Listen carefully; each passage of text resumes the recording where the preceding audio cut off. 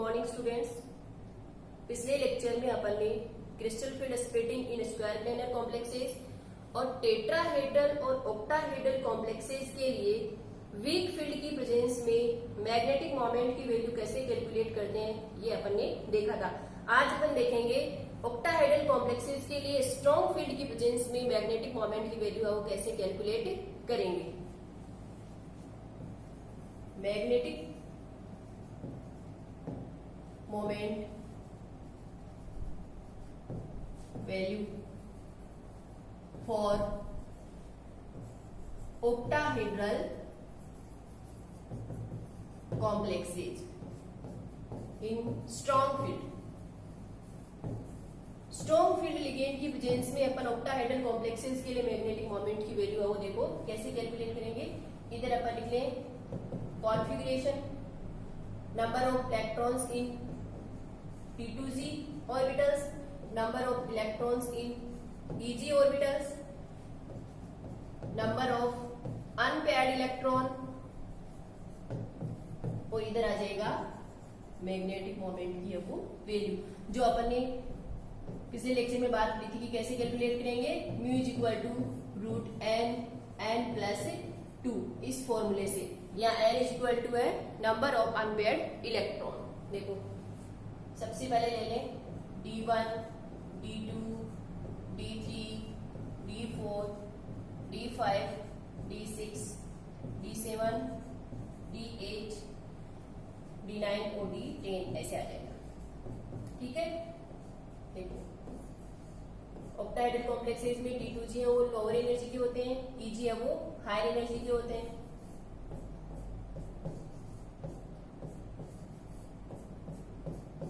पहले अपन ये बना लें,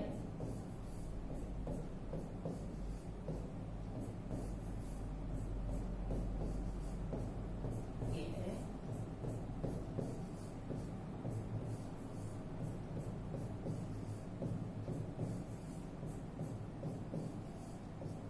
ये देखो D1 फिल कर दिया इलेक्ट्रॉन, D2 ये हो गया D3।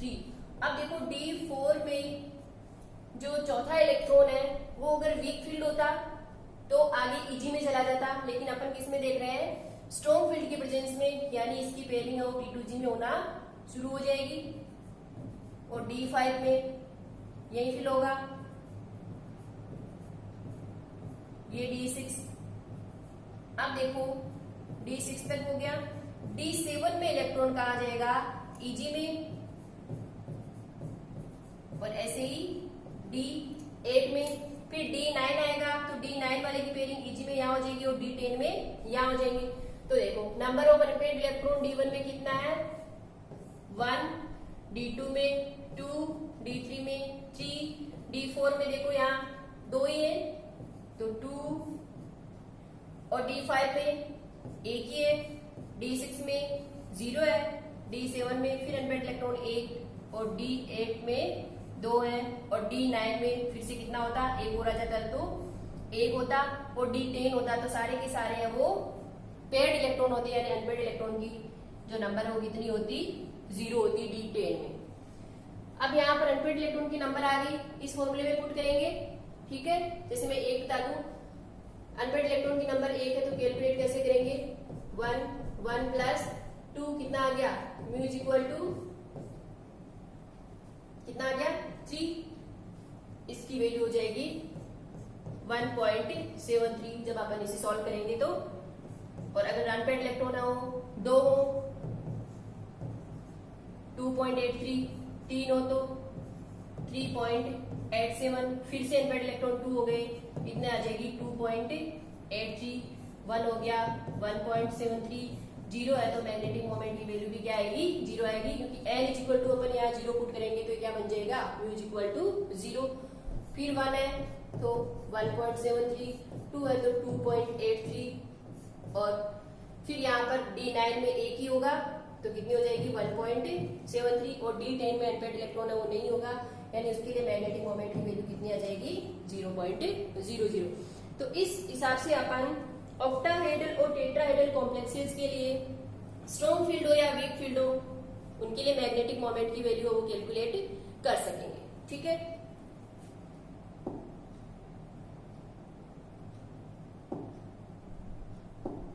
देखो अपने को क्वेश्चन दिया हुआ होता है कि इस कंपाउंड के लिए मैग्नेटिक मोमेंट की वैल्यू है वो ये है, सीएफटी के अकॉर्डिंग इसे एक्सप्लेन कीजिए। देखो यहाँ पर इस कंपाउंड में अब अपने को सेंट्रल मेटल आयन जो भी है उससे की ऑक्सीडेशन स्टेट है वो सबसे पहले देखनी है। पोटेशियम +1 होती है और फ्लोराइड की -1 होती है। ये -6 है, ये +3 है। उधर जाएंगे -6 है वो प्लस के हो जाएंगे और ये प्लस के जाएंगे माइनस के हो जाएंगे, यानी आयरन की जो ऑक्सीडेशन स्टेट यहाँ आएगी वो आएगी +3। ठीक है, तो देखो यहाँ पर अपन इसका कॉन्फ़िगरेशन लिखते हैं। आयरन का कॉन्फ़िगरेशन होता है electronic configuration 1s2 2s2 2p6 3s2 3p6 3d6 4s2। Iron का जो एटॉमिक नंबर होता है वो कितना होता है 26। ठीक है, तो ये होता है आयरन का ग्राउंड स्टेट में इलेक्ट्रॉनिक कॉन्फ़िगरेशन। लेकिन अपने को जो कंपाउंड दिया हुआ है उसमें आयरन है वो +3 स्टेट में इसका कॉन्फ़िगरेशन हो जाएगा, यानी 3 इलेक्ट्रॉन अपन यहां से रिमूव कर दे। 1s2 2s2 2p6 3s2 3p6 3d5 2 s के और 1 d से इलेक्ट्रॉन निकल जाएगा, यानी d में कितने इलेक्ट्रॉन है 5 इलेक्ट्रॉन। ये अपन लिख लें, ये डी ऑर्बिटल्स हैं। डी ऑर्बिटल्स में आयरन की प्लस थर्ड स्टेट में कितने इलेक्ट्रॉन्स 5 1 2 3 4 और 5। जब ऑक्टाइडल कॉम्प्लेक्सेस है स्प्लिटिंग होती है तो Eg है वो ऊपर T2G है वो नीचे। ठीक है, अब Eg और T2G में अपने को इलेक्ट्रॉन्स फिल करने हैं। तो देखो यहाँ पर ये जो फ्लोराइड है ये कैसे लिगेंड होते हैं, ये वीक लिगेंड होते हैं, यानी इलेक्ट्रॉन्स 1 2 3 अब ये पेयर नहीं होंगे, ऊपर जाएंगे क्योंकि वीक लिगेंड की प्रेजेंस में वो पेयरिंग नहीं होती है। तो 4 और 5। ठीक है, तो यहाँ पर अनपेयर्ड इलेक्ट्रॉन कितने हो गए 5 हो गए। अपने फॉर्मूले में पुट करते हैं म्यू √n n+2। यहाँ पर n अपने को पुट करना है 5 +2 कितने आ जाएंगे √35। इसे सॉल्व करेंगे तो आएगा 5.9 के समथिंग। तो ये हो जाएगी अपने मैग्नेटिक मोमेंट की वैल्यू। तो इस कंपाउंड के लिए सीएफटी के अकॉर्डिंग मैग्नेटिक मोमेंट की वैल्यू यही आई है। ठीक है, ऐसे अपन अगर और भी कॉम्प्लेक्सेस दिए हुए हो तो उन कॉम्प्लेक्सेस के लिए मैग्नेटिक मोमेंट की वैल्यू है वो बता सकते हैं। देखो जैसे और एग्जाम्पल दिए हुए हैं, इसको लेते हैं अपन। यहाँ पर कोबाल्ट की जो ऑक्सीडेशन स्टेट है वो है +3। क्यों? क्योंकि ये तो न्यूट्रल लिगेंड है और ये वो क्लोरीन पे -1 होता है, एक पे 3 पे -3, इस पे कितना आ जाएगा +3। तो कोबाल्ट वैसे इसका जो एटॉमिक नंबर होता है वो होता है 27। तो इसका लिख लें 1s2 2s2 2p6 3s2 3p6 3d7 4s2। ठीक है, अब देखो कोबाल्ट थर्ड स्टेट में तो कितना हो जाएगा 3 इलेक्ट्रॉन यहां से हट जाएंगे, कितने बचेंगे 3d6। डी में कितने इलेक्ट्रॉन है 6 इलेक्ट्रॉन।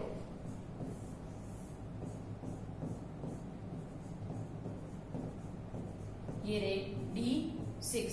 ये ऑक्टाहेड्रल कॉम्प्लेक्सेस है, Eg ऊपर T2G है वो नीचे।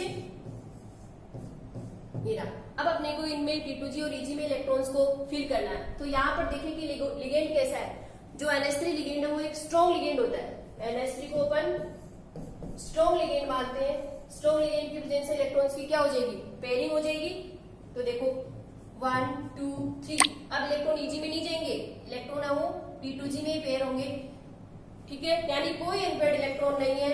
अनपेयर्ड इलेक्ट्रॉन कितने हैं 0। तो अपना जो फॉर्मूला था म्यू √n n+2, यहाँ पर n 0 पुट करेंगे तो मैग्नेटिक मोमेंट कितना आएगा 0। ये रहा। ठीक है, तो इस प्रकार से अपन किसी भी कंपाउंड के लिए मैग्नेटिक मोमेंट की वैल्यू को कैलकुलेट कर सकते हैं। अब देखो कई बार एग्जाम में पूछा जाता है, कॉम्प्लेक्स दे दिए जाते हैं और पूछा जाता है कि ये कॉम्प्लेक्स हो डायमैग्नेटिक है और ये पैरामैग्नेटिक है। क्यों? तो अब इसे अपन CFT के अकॉर्डिंग कैसे एक्सप्लेन करेंगे, वही अपन ने पहले स्टार्टिंग में देखा था कि जब किसी कॉम्प्लेक्स में अनपेड इलेक्ट्रॉन प्रेजेंट हो तो पैरामैग्नेटिक होता है, और कोई अनपेड इलेक्ट्रॉन नहीं हो तो वो डायमैग्नेटिक होता है। देखो अपन इसकी बात करें, K4Fe3CN6 ऑक्सीडेशन स्टेट आप लोगों को निकालना आता है। यहाँ पर आयरन है वो +2 ऑक्सीडेशन स्टेट में होता है, तो इसका इलेक्ट्रॉनिक कॉन्फ़िगरेशन कैसे हो जाएगा? आयरन 26 पे आता है, 3d6 4s2 +2 स्टेट में कितना आएगा? 3d6। 2 इलेक्ट्रॉन वो यहां से हट जाएंगे। देखो d6 1 2 3 4 5 और ये 6, वही अपन octahedral complexes Eg high energy के, T2G है वो लोअर एनर्जी के। अब इन इलेक्ट्रॉन्स को इनमें फिल करें 1 2 3। साइनाइड लिगेंड अपन जानते हैं स्ट्रॉन्ग लिगेंड होते हैं, इलेक्ट्रॉन्स की क्या हो जाएगी? पेयरिंग हो जाएगी। ठीक है, ये तो बात रही इस कॉम्प्लेक्स की। अब अपन बात करें इस वाले कॉम्प्लेक्स की। यहाँ पर देखो आयरन यहाँ पर भी +2 स्टेट में होगा, तो यहाँ पर भी इसका इलेक्ट्रॉनिक कॉन्फ़िगरेशन हो आर्गन 3d6। ठीक है, अब यहां से आ जाएगा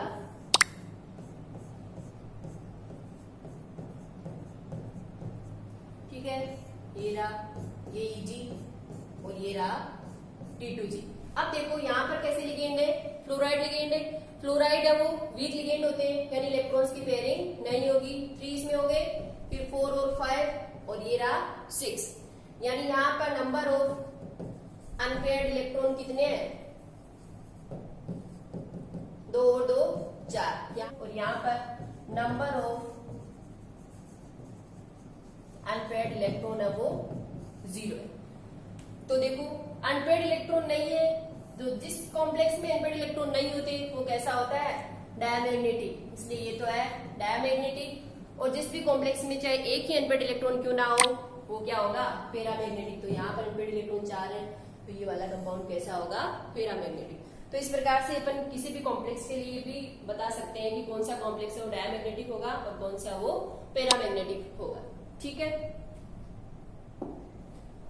अब अपन देखेंगे explanation of colour of complexes. ठीक है, कि कॉम्प्लेक्सेस है वो कलर्ड दिखाई देते हैं, इसका क्या रीजन होता है? देखो कोई भी मेटल आयन एटम या मॉलिक्यूल है, वो यदि लाइट के विजिबल रीजन से अब्जॉर्प्शन करता है तो अपने को वो कलर्ड दिखाई देता है। और लाइट के विजिबल रीजन से अब्जॉर्प्शन करने के बाद कुछ लाइट है वो वापस ट्रांसमिटेड होती है, वो अपनी आंखों तक पहुंचती है, और उसका जो कलर अपने को दिखाई देता है वही उस कंपाउंड का कलर है वो होता है। तो देखो किसी भी कॉम्प्लेक्स या कंपाउंड में कलर होने के लिए 2 रीजन होते हैं। एक तो अपन देखते हैं डीडी ट्रांजिशन, क्या होता है? DD transition. दूसरा होता है चार्ज ट्रांसफर स्पेक्ट्रा। एग्जाम्स में डीडी ट्रांजिशन और चार्ज ट्रांसफर स्पेक्ट्रा से बहुत बार हम क्वेश्चंस आते हैं। ठीक है, देखो अपन सबसे पहले देखते हैं डीडी ट्रांजिशन क्या होता है। जब जो भी कोई सेंट्रल मेटल होती है उसके कांटेक्ट में यदि कोई लिगेंड आए, जब मेटल के कांटेक्ट में क्या आए? लिगेंड आए, तो उस मेटल के जो डी ऑर्बिटल्स हैं उनकी क्या हो जाती है? स्प्लिटिंग हो जाती है। तो मेटल्स के डी ऑर्बिटल्स की स्प्लिटिंग होने से कुछ ऑर्बिटल्स हैं वो तो लोअर एनर्जी के होते हैं और कुछ ऑर्बिटल्स हैं वो हायर एनर्जी के हो जाते हैं। ठीक है, तो लाइट के एब्जॉर्प्शन से इलेक्ट्रॉन्स है वो लोअर एनर्जी से हायर एनर्जी लेवल में चला जाए, और वापस हायर एनर्जी लेवल से जब लोअर एनर्जी लेवल में आता है तो वो जिस भी वेवलेंथ की लाइट को इमिट करता है उसके अकॉर्डिंग अपने को उस कंपाउंड का कलर है वो दिखाई देता है। देखो यहाँ पर अपन बात करें, एक कॉम्प्लेक्स ले लें टाइटेनियम का, TiS2 का होल 6 3+। यहाँ पर टाइटेनियम है वो +3 ऑक्सीडेशन स्टेट में है। क्यों? क्योंकि H2 है वो तो न्यूट्रल लिगेंड है। देखो टाइटेनियम का ग्राउंड स्टेट में कॉन्फ़िगरेशन अपन लिखते हैं, ऑर्गन तक सेम रहता है 3d2 4s 2, इसका एटॉमिक नंबर है वो 22 होता है। यहाँ पर जबकि कॉम्प्लेक्स में टाइटेनियम है वो +3 ऑक्सीडेशन स्टेट में है, तो यहाँ पर इसका कॉन्फ़िगरेशन क्या हो जाएगा 3d1, यानी डी में केवल कितना इलेक्ट्रॉन है, एक इलेक्ट्रॉन है। देखो ये अपन ने डी ऑर्बिटल्स बना लिए 1 2 3 4 और 5। देखो ये अपन ने डी ऑर्बिटल्स बना लिए, D1 एक इलेक्ट्रॉन है, ऑक्टाहेड्रल कॉम्प्लेक्स है, तो ये Eg हो गए और ये क्या हो गए T2G हो गए। इलेक्ट्रॉन्स कहाँ जाएगा T2G में, तो इलेक्ट्रॉन्स पहले लोअर एनर्जी ऑर्बिटल्स में फिल होते हैं,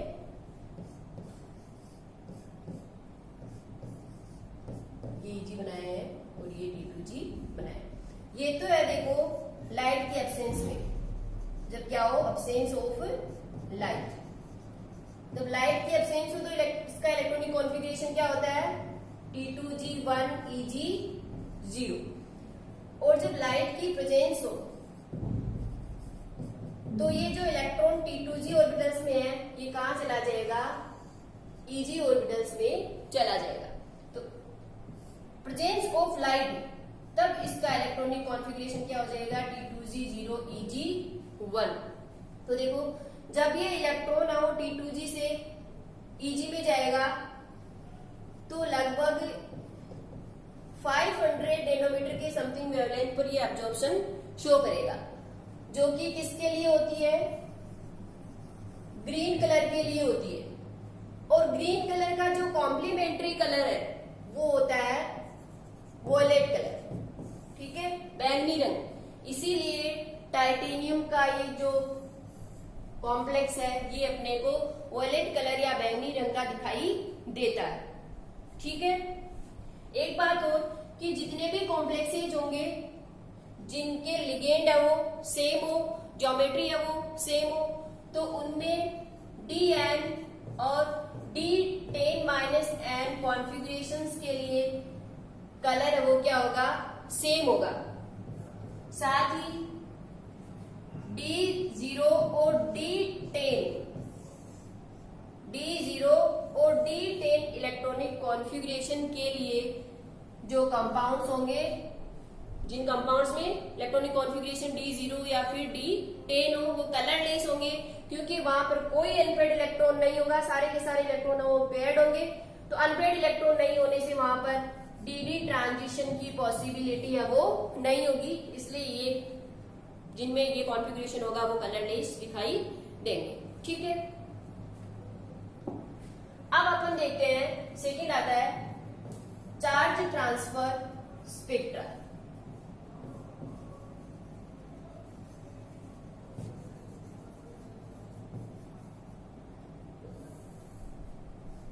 कॉम्प्लेक्सेस का कलर होने के लिए दो फैक्टर होते हैं, पहला अपन ने देखा डी ट्रांजिशन, दूसरा है चार्ज ट्रांसफर स्पेक्ट्रा। तो देखो कंपाउंड्स का जो कलर है वो इस कारण से भी हो सकता है कि इलेक्ट्रॉन्स है वो एक मॉलिक्यूलर ऑर्बिटल से दूसरे मॉलिक्यूलर ऑर्बिटल में जाए, ठीक है। देखो जो चार्ज ट्रांसफर है वो मेटल से लिगेंड की ओर भी हो सकता है या फिर लिगेंड से मेटल की ओर भी हो सकता है, और उस चार्ज ट्रांसफर के कारण ही अपने को जो कंपाउंड है वो कलर दिखाई देते हैं। एक बात ये ध्यान रखनी है कि चार्ज ट्रांसफर स्पेक्ट्रा के कारण जो कलर उत्पन्न होंगे वो डी ट्रांजिशन की बजाय वो क्या होंगे डार्क होंगे। दूसरा है वो पहला तो है चार्ज ट्रांसफर से जो कलर होगा वो क्या होगा डार्क होगा, किसकी बजाय डी ट्रांजिशन की बजाय। दूसरा अपने को ये ध्यान रखना है कि जब मेटल पर पॉजिटिव चार्ज जितना ज्यादा होगा उसका कलर है वो उतना ही डार्क होगा, या यूं कहते हैं कि मेटल की ऑक्सीडेशन स्टेट जितनी ज्यादा होगी उस कॉम्प्लेक्स का कलर भी उतना ही डार्क होगा। क्यों होगा? देखो एक तो मेटल की ऑक्सीडेशन स्टेट +2 हो, एक +3 हो, एक +4 हो, ऊपर से नीचे आ रहे हैं तो ऑक्सीडेशन स्टेट बढ़ रही है या पॉजिटिव चार्ज जो इंक्रीज हो रहा है। तो इस कंडीशन में क्या होगा कि मेटल पर जितना ज्यादा पॉजिटिव चार्ज होगा लिगेंड से मेटल की ओर चार्ज ट्रांसफर की पॉसिबिलिटी उतनी ही ज्यादा होगी और कॉम्प्लेक्स हो उतना ही ज्यादा डार्क कलर शो करेगा।